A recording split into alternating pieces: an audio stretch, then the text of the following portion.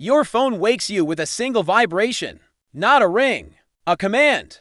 By the time you sit up, a red laser dot is already on your chest, steady as a heartbeat. The muzzle is attached to it. A voice from the dark. Calm and bored. Don't stand. Your bedroom smells like warm electronics and old sweat. The air conditioner is still running, but the room feels hot anyway. You blink toward the window. The curtains are drawn. Not by you. Hands where I can see them. You raise them slowly. A second voice. Closer. You have until sunrise. A plastic chair scrapes across your floor. Someone sits down like they own the space. A photo slides onto your bedspread. Glossy. Fresh ink. Your sister outside a school gate. Her ponytail mid-swing. Her face turned half away, unaware. Under the photo, a cheap flip phone buzzes once. The bored voice again. If you call anyone, she doesn't make it to first period. You swallow. The laser doesn't move. A third item hits your mattress. Heavy, a small pouch that clinks softly. Put that on, the closer voice says. Ankle, you don't reach for it. The muzzle dips half an inch, like a reminder. You hook the strap around your leg with stiff fingers. The material is cold and slightly damp, like it's been in someone else's pocket too long. The closer voice, now you listen. No yelling, no rush. Just certainty. You're leaving with us, he says. You'll do what you're told. You'll do it clean. If you don't, we keep your family in frame. The laser dot drifts from your chest to your throat. Sunrise, he repeats, like the word is a blade. The hallway light is off. Your door is already open. Outside, your apartment building smells like frying oil from the shop downstairs and rain in the stairwell. Every sound is too loud. Your own breathing. Your bare feet on concrete. The click of a safety being checked somewhere behind you. They move you between them without touching you because they don't need to. The weapon does the steering. In the parking lot, a van waits with the engine on. White, unmarked, clean enough to look official. The side door slides open and you see the inside. Metal floor, to bench seats. Zip ties hanging from a hook like keys. A cooler in the corner. A duffel bag that looks too heavy to be clothes. You step in. The door closes. The world becomes engine hum and stale rubber and the faint sweet smell of disinfectant. Trying to cover something older. Someone sits across from you, face half hidden under a cap. He holds the flip phone like it's sacred. On the tiny screen, your sister again. Live now, walking with a friend. A hand adjusts her backpack strap. He doesn't look at the screen. He watches you. We're not asking, he says softly. We're spending you. They take your real phone. They take your wallet. They leave your name. Names are useful. The van turns until you stop recognizing streets. The city becomes industrial, then quieter, then fenced. Your ankle itches under the strap. At first you think it's just fear. Then you feel a faint vibration, like a silent message. The man across from you nods as if he heard it too. You try to run, he says. You don't get far. He doesn't explain how. He doesn't need to. The van rolls through a gate that opens smoothly. Cameras watch without blinking. A warehouse sits low and wide under yellow sodium lights. The air outside is cold enough to sting your nose. Inside, the temperature changes fast. Dry heat, dust, old cardboard. The metallic tang of machines that haven't cooled in years. They lead you past stacked crates and plastic-wrapped pallets. You hear a radio somewhere playing quietly, like someone is trying to pretend this is normal work. A door opens. Fluorescent light bleaches everything. In the room, a table, 2 chairs, a sink, a mirror that's not for checking hair. On the table sits a single folder and a handgun, placed carefully beside it, like a pen. The bored man from your bedroom is here. Now you can see him, clean jacket, no jewelry, eyes that don't waste emotion. You're awake enough, he says. Good, he taps the folder once. Your job starts now. You don't ask what your job is. Asking is a luxury. He opens the folder and slides out a page with names. Not just names, faces, dates, locations. Some of the faces are circled. Some are crossed out. He speaks like he's reading inventory. You're going to identify people, he says. You're going to confirm who lies and who doesn't. You're going to make our decisions faster. You stare at the page. These are criminals, you say before you can stop yourself. He tilts his head. So are we, he says, calm as weather. That's not the point. He flips another page. A photo of your mother leaving a pharmacy. Timestamp in the corner. Your throat tightens. He watches it happen like it's data. Refusal isn't dramatic, He says. Refusal is quiet. Refusal is you waking up tomorrow and finding your family missing from the world. He places the flip phone on the table, screen facing you. Your sister sits in a classroom now. The teacher writes on a board. She laughs at something. The laugh is muted, but you can see it. He sets a timer beside the gun. It starts counting down from 0 hours 59 minutes and 59 seconds. You have 1 hour, he says, to prove you're useful. The gun stays on the table, not pointed at you. It doesn't need to be. The first man they bring in has a split lip and hands that won't stop shaking. He is older than you expected. Gray hair at the temples, expensive shirt stain at the collar. They sit him in the second chair. No bag over his head. No screaming. No theater. Just the hum of lights and the soft drip of a faucet that isn't fully closed. He looks at you like you're the threat. Tell them I can pay, he says quickly. Tell them I can pay more than whatever they think. The board man interrupts gently. Not money. He slides a photo across the table toward the man. A child in a car seat. The man's face changes in a way you feel in your stomach. The board man speaks to you. Ask him where the ledger is. You look at the older man. Your mouth is dry. Where is it? You ask. He shakes his head. Too fast. I don't know what you mean. The bored man waits. You hear your own heartbeat in your ears, and beneath it, the faint vibration from your ankle again. Patient and wrong. The older man's eyes flick to the mirror. He knows he's being watched. He looks back at you and whispers, please. You could say you don't know. You could say you can't. You could stall and pretend you're trying.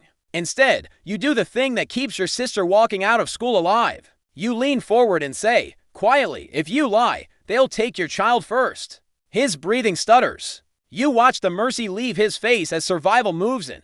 He swallows hard. Storage unit, he says. Off Route 6, under my brother's name. You repeat it without looking at the bored man. He writes it down like a grocery list. Then he nods to someone outside the room. The door opens. 2 men enter with the older man's chair still underneath him. They lift him and carry chair and all, feet scraping the floor, as if he's fragile and not human. He looks at you as he passes. Not hatred, recognition, like you've both just learned what you are now. By noon, your throat hurts from talking. Not from shouting. From choosing. Every person they bring you has a different kind of fear. Some bargain, some pray. Some threaten. You don't raise your voice. You don't plead. You just keep the questions moving, because stopping is where you feel what you're doing. Your hands start to smell like the room paper, sweat, metal. Your ankle device vibrates whenever you hesitate too long. It becomes your metronome. At one point, a young woman sits down, eyes bright with panic and anger. She says, you don't have to do this. Your mind jumps to your sister's classroom, to your mother's pharmacy receipt, to a sunrise that was a blade. You hear your own voice, flat and controlled. Yes, I do. The bored man watches you like he's watching a machine reach proper operating temperature. He doesn't smile. He simply turns a page. And you keep going. The first time you enable harm on purpose, it's small enough to pretend it isn't. A man in a hoodie refuses to answer. He keeps saying he doesn't know. He keeps saying he's just a driver. The bored man sets a bottle of water on the table like an offering. The driver reaches for it with shaking hands. The bored man looks at you. Tell him he can drink if he's honest. You could say nothing. You could keep the rules vague. You could let the man take a sip. You don't. You watch the driver's cracked lips and you say, calmly, not until you tell the truth. The driver's face tightens. His eyes water from thirst and rage. He stares at you like you're the one holding the bottle. Like you're the one doing it. You hold his gaze and feel something in you flatten into place. He talks after 15 minutes. It's not because you hurt him with your hands. It's because you denied him mercy with your mouth. When he finally speaks, the room feels colder. Not because of air. Because of what you just proved you can do. That night, they don't let you go home. They move you. A second van, this one with tinted windows and a faint smell of gasoline soaked into the upholstery. You pass through corridors and loading bays and stairwells. The outside air hits you like a slap wet, sharp, carrying the smell of diesel and distant ocean even if you're nowhere near it. You realize the warehouse was never the center. It was a doorway. The new place is cleaner, more structured. A building with badge readers. Security doors that click with authority. Men in uniforms, not street clothes. They don't look at you like a hostage. They look at you like an asset. In a hallway, a television plays with no sound. On it, a news anchor points at a map. A breaking banner runs across the bottom. You catch a photo. A car on fire. A blurred body under a sheet. Your stomach drops when you recognize the street. Not your street. The street near your sister's school. The bored man notices you watching. He stands beside you, hands folded, unrelated. He says calmly. He lets the lie hang there like smoke. Then he adds, quieter, everything is related now. Your room is small and neat, like a hospital room pretending to be a hotel. There's a bed with stiff sheets. A sink that runs hot to fast. A security camera in the corner that doesn't pretend to be anything else. A tray of food arrives. You don't taste it. Your body eats because it knows it's not allowed to be weak. In the morning, you're handed a new set of clothes and a badge with a name that isn't yours. They keep your real name for leverage. They give you a new one for function. You walk through the building with an escort who doesn't speak. Your shoes squeak softly on polished floors. Every door opens with a scan. Every opening makes you realize how many doors exist. How big this is. How long it's been running. You pass an office with glass walls. Inside, men in suits sit over laptops and printed reports, calm as accountants. A whiteboard shows arrows connecting names and dates. Not ideology, scheduling. A woman with a headset talks into a microphone, voice low. Unit is in position. Confirm. A man replies without looking up. Confirmed. No one looks like a gangster. Everyone looks like a system. They bring you into a room with a long table. At the far end, someone sits with his back to you, watching a wall of screens. The screens show traffic intersections, building lobbies, a school gate. Your sister's school gate. Your breath catches and you hate yourself for it, because you know they notice. The chair turns. It's not the bored man. It's someone older, heavier, face smooth with the confidence of someone protected by layers. He speaks without greeting. You're the prisoner everyone fears. You don't answer. He stands and walks the length of the table, slow, like he has time you don't. You think fear is about violence, he says. It's not. Fear is about certainty. He stops in front of you. You're feared because you have no exit, he continues. People can negotiate with a villain. They can't negotiate with a locked door. He gestures toward the screens. Your family is a locked door, he says. So is your ankle. So is this building. So is the fact that if you vanish, someone else will do your job by lunch. He slides a file toward you. Inside, photos of people you haven't seen yet. One face is circled in red. A public official. The room tightens around that circle. The older man says, calmly, today you help us decide if he lives. They bring the official in through a private corridor. He's not bruised. Not bound. He looks furious, like he arrived to fire someone. Then he sees you. And the camera in the corner. And the screen on the wall showing his teenage son leaving a sports facility. His expression changes in stages. Denial, calculation, panic. He tries to speak, but nothing comes out clean. The older man sits down, relaxed. You know why you're here? The official says, this is insane. The older man nods once. It is. He looks at you. Ask him which side he's been talking to. The official turns to you sharply. Who are you? You could tell him you were asleep last night. You could tell him you had a life. You could tell him you were forced. Instead you ask, evenly, which side? The official laughs, a short broken sound. There is no side. There's just, the older man raises a hand. A man by the door taps an earpiece. On the screen, the official's son stops walking. A car pulls up beside him. The boy looks confused. The official's voice cracks. Don't, no one moves fast. That's the cruelty. Everything is done at a pace that makes it feel planned, inevitable, already decided.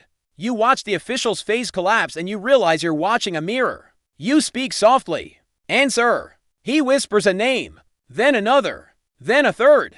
You don't react. You don't comfort him. You don't offer hope. You just keep him talking until he's emptied out. And in doing that, you cross a line you can't uncross. You become the person who turns family into a lever. When it's done, the boy on the screen is released and walks away fast, not looking back. The official breaks down silently in his chair. The older man closes the file. Good, he stands. You just prevented a mercy, he says, matter of fact. You just made it easier for us. He leaves, the door clicks shut. And you sit there with the official's quiet sobs filling the room like leaking gas. The chaos spike comes without warning. You're walking down a hallway when the building's lights flicker. Not a power outage. A deliberate pulse. Then the sound hits, a distant crack, sharp and wrong, followed by a second. Then a rapid stuttering that turns the air into a vibrating instrument, gunfire. People don't scream. They move, footsteps slam. Radios hiss. Doors lock with aggressive clicks. Your escort grabs your arm for the first time since this began. Not gentle. Not cruel. Efficient. Down, he says, and pulls you into a side office. You hit the carpet hard. It smells like new plastic and stale coffee. The escort draws a weapon and positions himself by the door. You hear someone in the hallway gasp, "He's dead." Another voice, "Tight, shut it. Move the asset." A body thuds against the wall outside. Someone yells a name you recognize. The older man's name. Then silence, sharp and total for half a second. Then the building erupts again in motion. Your ankle vibrates so hard it feels like a small animal trying to get out. The escort's radio crackles, internal breach. 3rd floor. Lockdown failing. You realize this isn't a raid from outside. This is inside. A betrayal. A power shift. The escort looks at you, eyes cold, and you see the calculation. You're not a person right now. You're something everyone wants to possess. They move you through service corridors you didn't know existed. The air back here is damp and smells like cleaning chemicals and hot metal. Pipes sweat above your head. Your shoes slip on the wet floor. Somewhere nearby, someone is dying quietly, the sound like choking on your own name. You pass an open door and see a man in a suit on the ground, eyes wide, hands still holding a phone. Blood spreads slowly under his shoulder, dark and controlled. A radio by his mouth keeps repeating a code word, over and over, like it doesn't know he's gone. Your escort doesn't slow. He pushes you forward. A stairwell door bursts open ahead and 2 men appear. Not your escort's men. Different badges. Different weapons. One of them sees you and smiles like he found what he came for. "Asset," he says, almost pleased. "We'll take." Your escort fires first. No speech, no warning. A clean, brutal flash. The man's head snaps back and he drops out of sight, hitting the stairs with a wet sound. The second man fires back, rounds chewing the wall, plaster dust exploding into your mouth. You taste grit and copper. Your escort shoves you down, using his body as a shield. You feel the impact of bullets hitting the metal railing, vibrating through your bones. He drags you backward, half carrying you, breath harsh now. Not fear, work. You realize something is permanently lost already. Not just innocence. Your ability to ever pretend you didn't belong here. A door opens into a garage. Cold air rushes in. Engines idle. Headlights cut through dust. Men shout orders you don't understand. Your escort pushes you toward a car with no plates. A driver leans over and unlocks the back door from inside. You climb in and the interior smells like leather and gun oil and panic. As the car lurches forward, you see the building behind you through the rear window. A figure appears on an upper level, outlined by fluorescent light. He raises a weapon and fires down. The rear window spiderwebs with a crack. Glass dust sprays your hair. You duck. The driver swerves. The escort beside you still here leans in front of you again, shoulders hunched. Another shot. This one finds him. You feel the warmth before you see it, seeping through his shirt onto your arm. He doesn't scream. He exhales once, like he's tired. His weight shifts against you. His hand tightens on your sleeve, then loosens. The car keeps moving, and you sit there pressed against the dying man's body because the vehicle doesn't stop for death. That's the rule. Your ankle vibrates like it's celebrating. They don't take you back to the warehouse. They don't take you home. They take you somewhere new. A safe house with blank walls and no windows that open. A different badge is waiting on the table. A new name. A new role. The people here speak less. They don't mention the older man. They don't mention the gunfire. They don't mention the body that died against you. A woman in a blazer hands you a folder with fresh photos. Her nails are clean. Her voice is calm. Your schedule changed, she says. That's all. No condolences. No explanation. In the corner, a TV plays quietly. News footage of flashing lights outside a building you recognize, blurred and distant. A headline scrolls by about an incident and ongoing investigation. No names, no truth. Just a public story that keeps the city asleep. Your flip phone buzzes once. A live feed of your sister eating dinner at home. Your mother washing dishes. They're alive, for now. The woman in the blazer watches you watch them. You did well, she says, not as praise, as classification. Then she slides another photo across the table. A stranger's family. A child's face. The trap resetting in a new shape. You have until sunrise, she says. The same words. A loop, a sentence. You look at the photo. You feel nothing dramatic. Just the hollow understanding of routine. Somewhere out there, someone still thinks fear comes from violence. You know better now. Fear comes from certainty. And you are the prisoner everyone fears because you are still breathing inside the lock. The story is fiction. The system it mirrors isn't. Subscribe if you want more case studies you're not supposed to feel safe watching.